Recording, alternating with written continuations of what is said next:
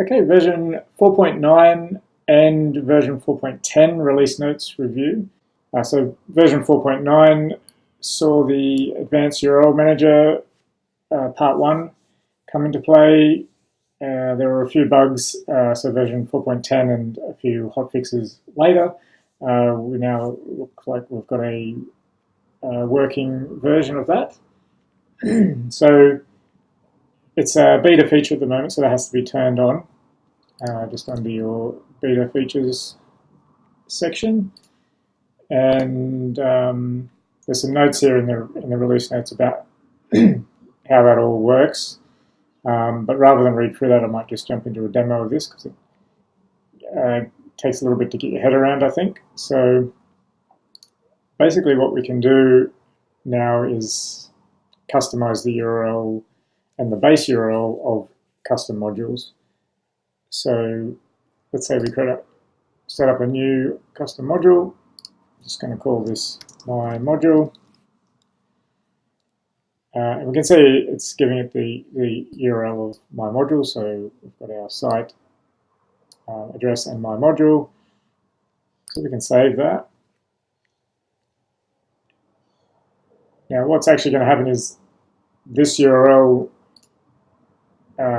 is basically a fake URL. It's not, the system doesn't save that URL as such. It's not an item, so therefore it can be used by something else. So there's no other properties you have to set up for this to work as long as the beta feature is on. So for example, let's create an item under this. Just quickly. We'll just create item 1, save that.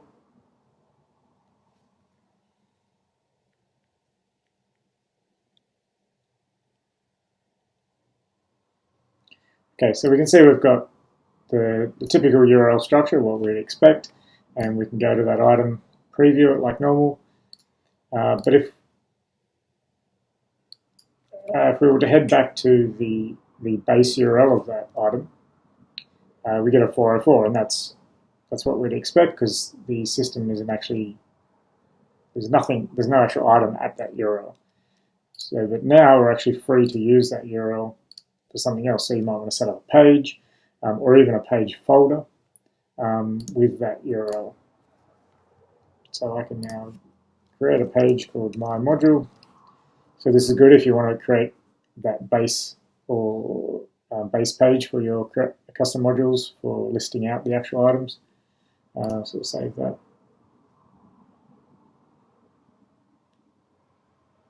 All right, we can see here we've got that exact same URL. There's no -1 appended to it or anything like that. So if we try and preview that, we do actually get to it. I might just put something on that page so we can prove that to be the case. Okay, refresh that page, and we can now see that page.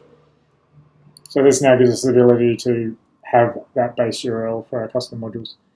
And so additionally, what we can do with this URL manager is create like multi-slug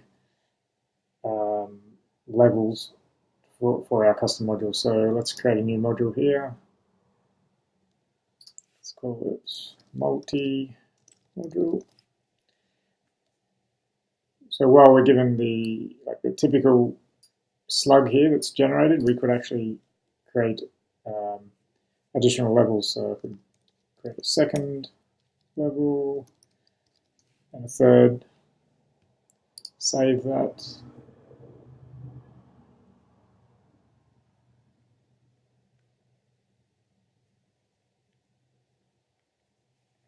Okay, just go back to the settings.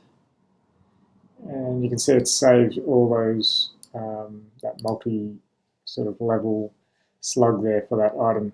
And again, if we created an item under that, we could view that item at that full URL. And of course, because that multi-slug URL isn't actually taken up by the system, it's still free. All of those levels are free to be used for pages or page folders if you want to create that structure elsewhere. So I'll just quickly create an item just to make sure that's working.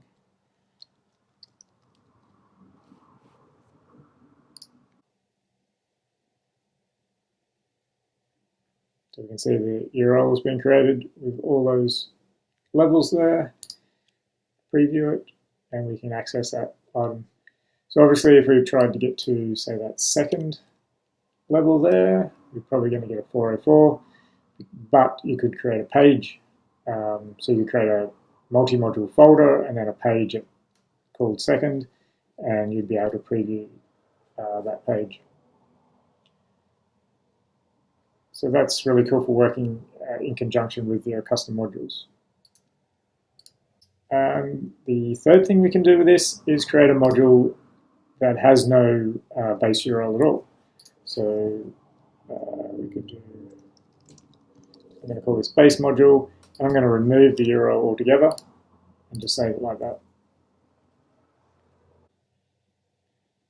Okay, we head back to settings to look at see the URL is just the root URL of the site. So because any URL that's created here is not really a URL, it's free to use, so obviously you can have no URL as well, because it's essentially the same thing. So this allows you to create items that will render at the root level of the site. So a new item here could be just like a page, really. So we can, let's call it a mock page. Save that.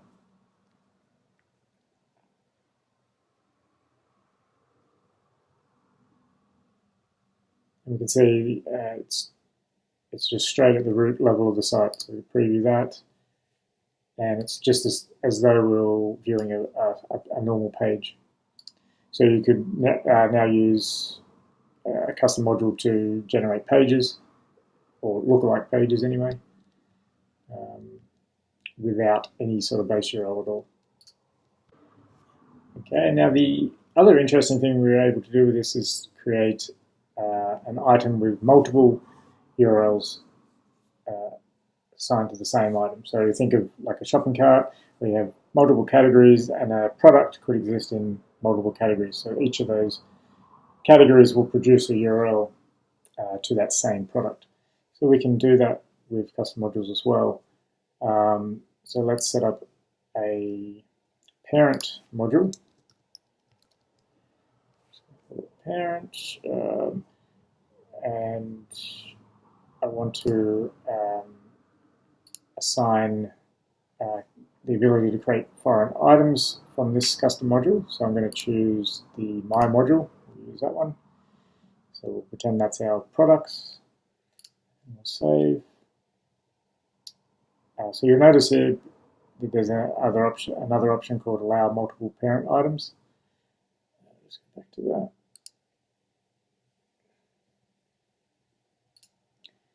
So this is a new option in here, Allow Multiple Parent Items. We don't set this on the actual parent modules.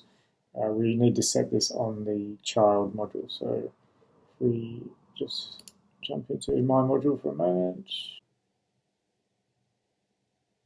and edit the settings, advanced settings, and turn Allow Multiple Parents on. Save that. Now what you'll see when you create an item in My module, or even in Parents, if you create a My module item within the Parents folder, you can do either. Let's create one. Let's call this item 2. Now, even before I save this, we can see that there's now a new tab here called Parent, which is the name of the parent module that we've assigned to this. So I'll save this.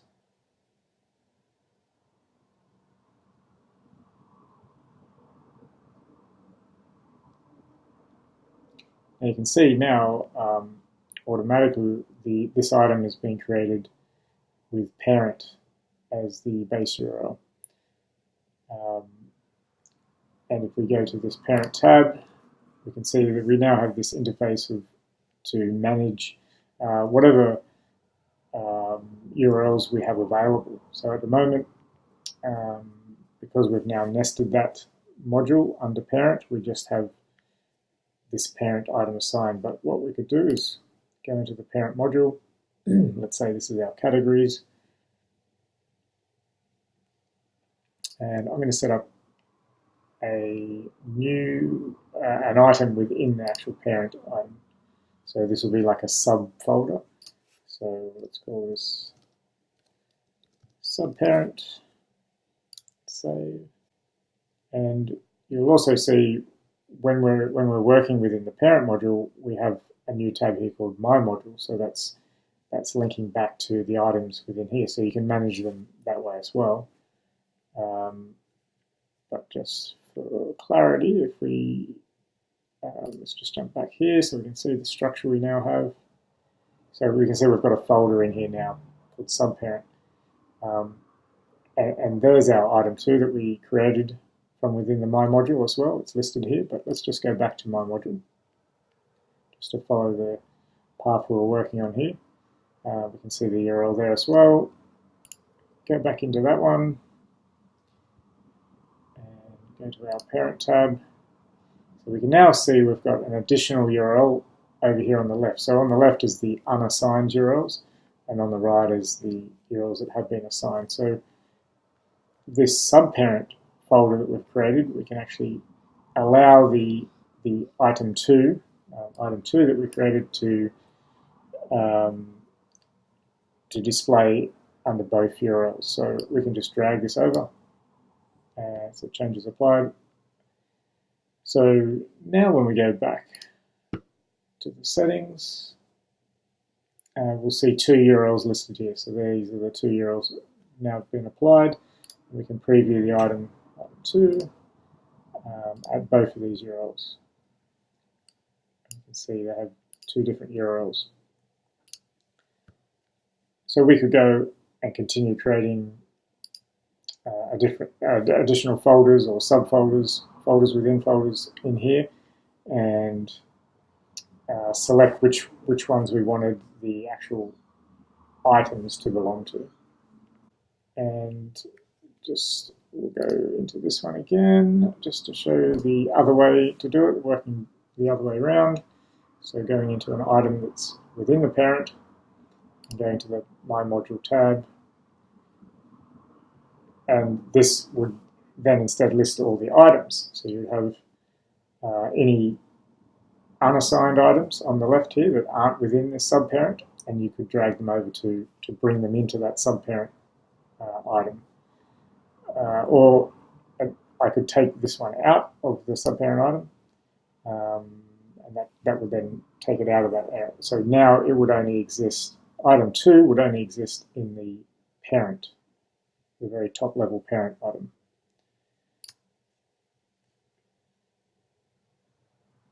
You can see that they're parent. So it would only have the 1 URL again now, whereas before we gave it 2. So you can just see it's got that 1 item, 1 URL. Okay, so hopefully that all made sense, but yeah, a lot more flexibility there with playing with those URLs. Okay, so yeah, have a read over the release notes there for a little bit more clarity on how that's working. Then another beta feature was the email domains. So now a new email sender has been implemented. I think they're using the AWS servers for that now. So if you go in, so again, it's a beta feature, so turn on the beta feature email domain verification. And then under settings, domains, we now have a new tab called email domains. So you can come in here and add the domains that you're going to use for this site. You can see by default the trustedemail.co domain is always verified. So you can use that as the default domain sending out system email notifications, autoresponders, that sort of thing. And that should now have a better deliverability rates than the previous email sender they were using. So if you don't verify your domain and you use the customer's email address based on that domain for sending system emails or autoresponders, then it will default to the old email sending service, and may get caught in spam and things like that, whereas the AWS one seems to be a lot better now.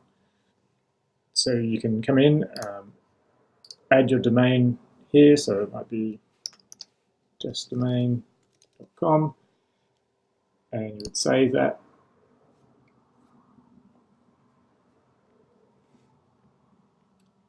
Okay, and it creates it in here, but you can see there's no little green dot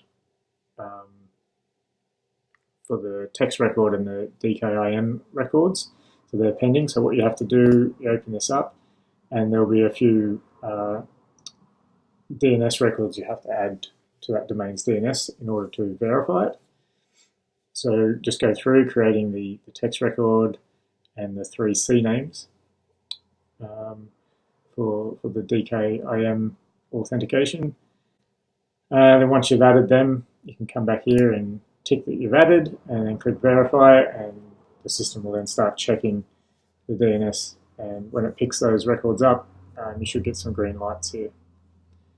And of course you can delete the domain as well if you no longer require that. One of the issues I think I came across with this is that, so we can see here, like, this text record is it's a fully qualified name here, so it's got the domain name on it. So depending on your DNS provider, some will have an option to tick whether it's fully qualified, or some don't have that. So you may have to just put in like the first bit, or can't quite remember how it was working, but you may just have to adjust that slightly. Yeah, the DNS provider should give you some errors or clues on how to do that properly. So I haven't really had any issues with that now, with the system sending emails and notifications. They seem to be coming through a lot better now. So now when you go to like setting up the notifications, let's say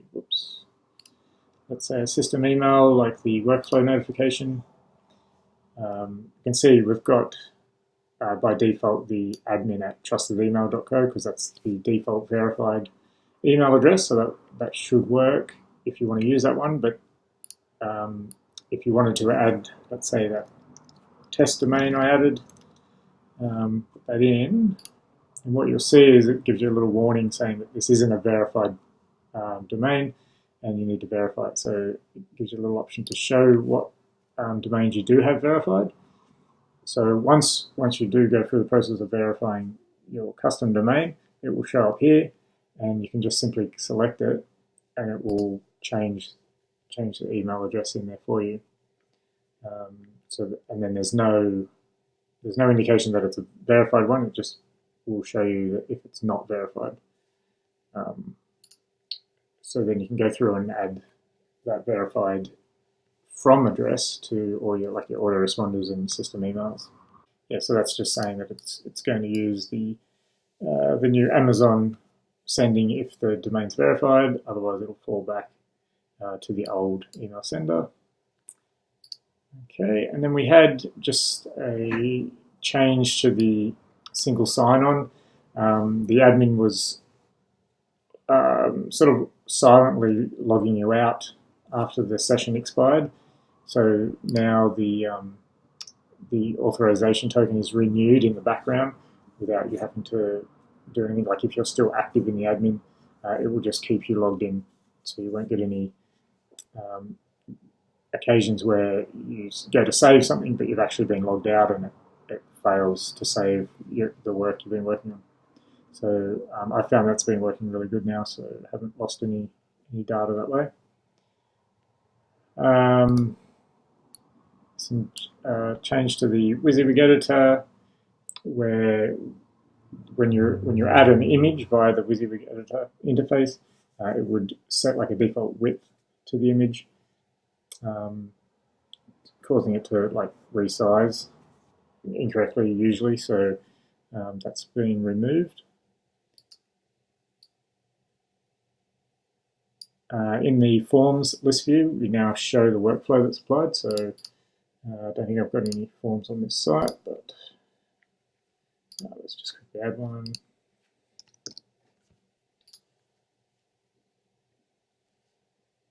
The settings.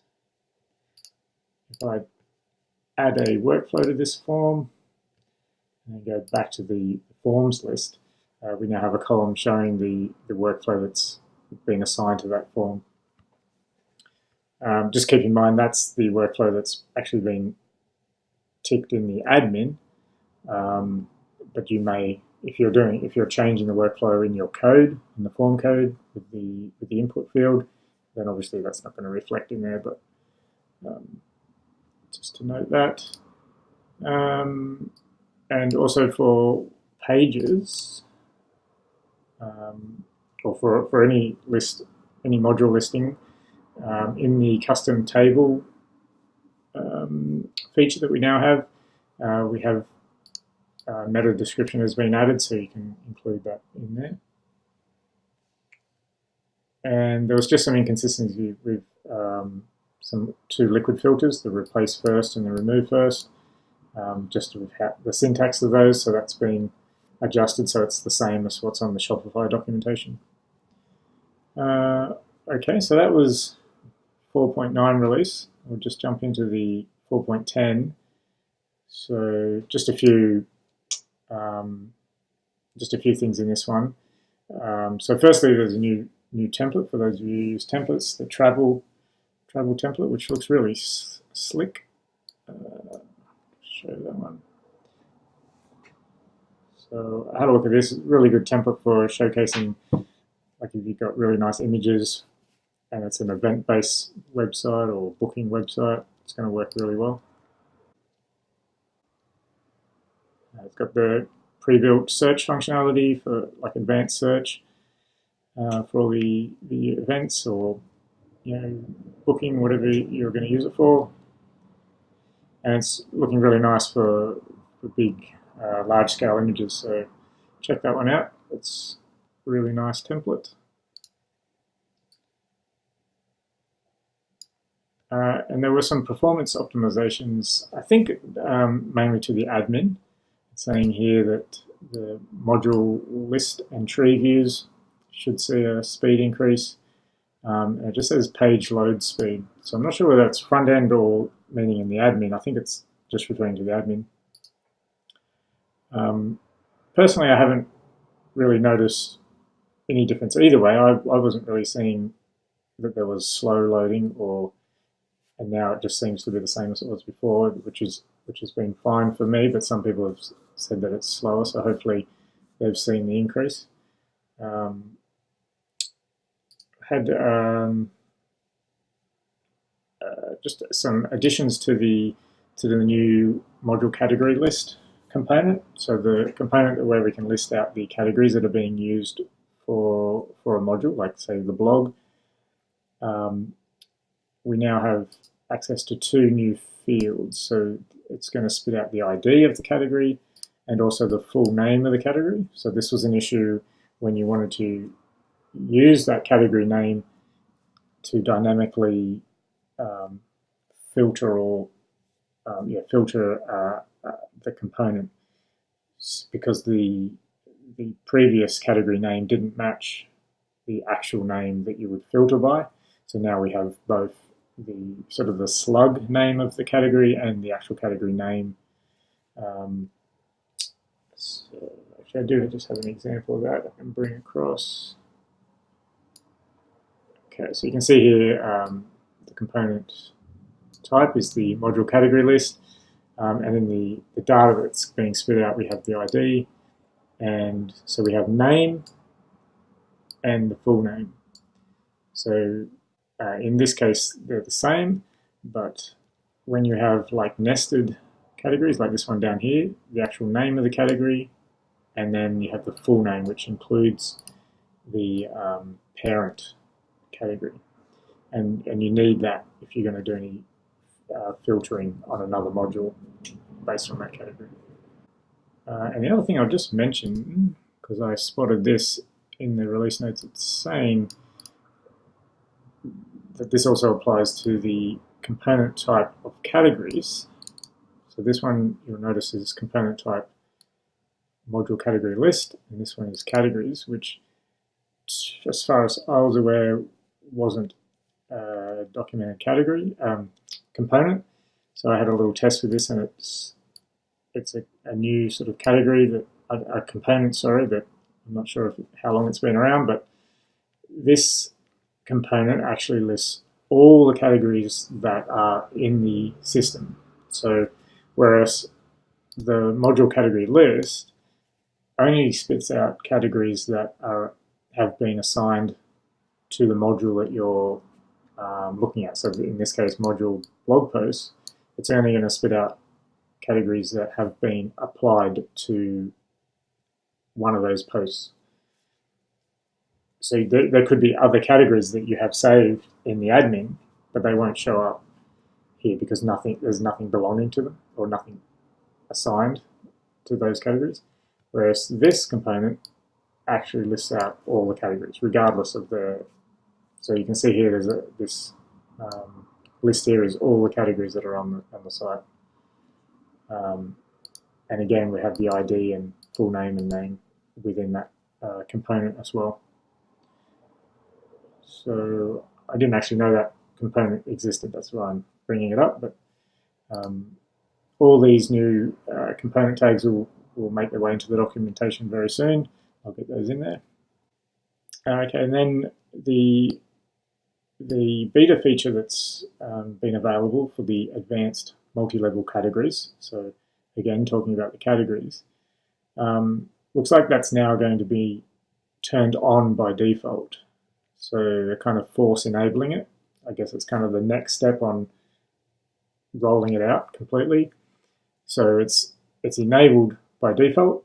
So I guess so if you do experience an issue, you can go in and turn it off again, but generally they're rolling that out now as being on by default.